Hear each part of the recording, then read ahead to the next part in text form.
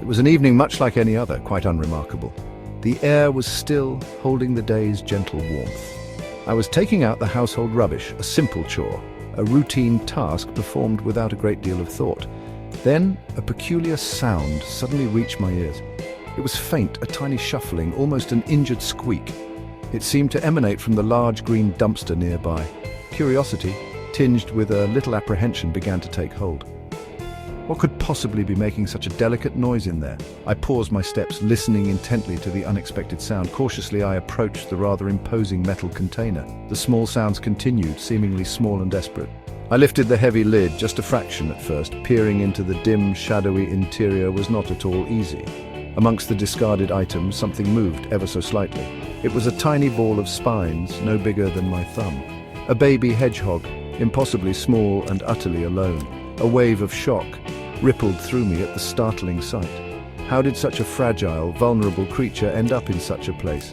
It was a truly unexpected and quite astonishing discovery. The poor hoglet looked incredibly vulnerable and weak.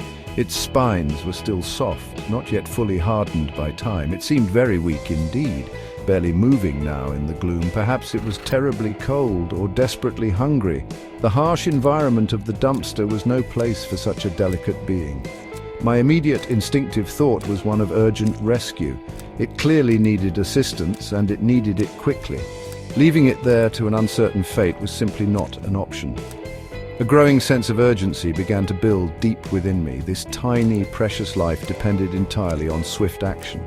Reaching into the container, I was extremely careful not to cause more distress.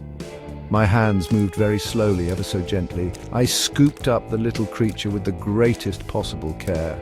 It felt so incredibly light, so very fragile in my cupped palm. Its tiny body trembled, perhaps from consuming fear or biting cold. A significant wave of responsibility washed completely over me. This was not just any wild animal anymore. It felt different. It was a precious life I had consciously chosen to try and save. The journey back towards the safety of the house was filled with concern. What would I do next? Once safely inside the house, the first priority was providing warmth. A small, sturdy cardboard box became its temporary, safe home. I carefully lined it with soft, clean towels for essential comfort. A hot water bottle, wrapped carefully in another towel, provided gentle heat. The hoglet still seemed so very frail and utterly defenseless. I knew this critical intervention was just the very beginning. Urgent, thorough research was now absolutely essential for its survival.